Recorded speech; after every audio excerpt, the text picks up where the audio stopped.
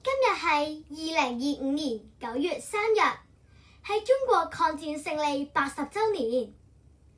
如今祖國富強，正正就係我哋一代代人合力守護國家安全嘅最佳證明。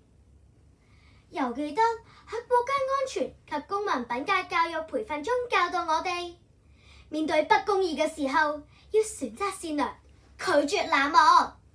同時亦都讓我哋每一個人知道，不論我哋係乜嘢身份，都可以好似愛心廚房嘅萬佐成夫婦，以自己嘅所長，用同理心為呢個世界帶嚟正能量。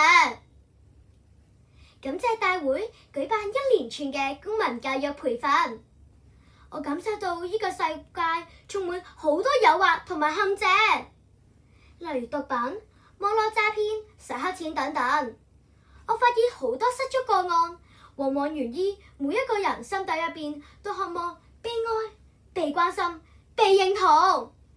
啱啱開學冇幾耐，已經聽到唔少學童自殺嘅新聞，感到十分痛心。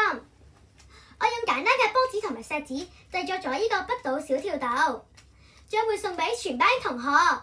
希望同學仔都可以好似跳豆咁樣活潑開朗，面對困難嘅時候彼此勉勵，互相關心。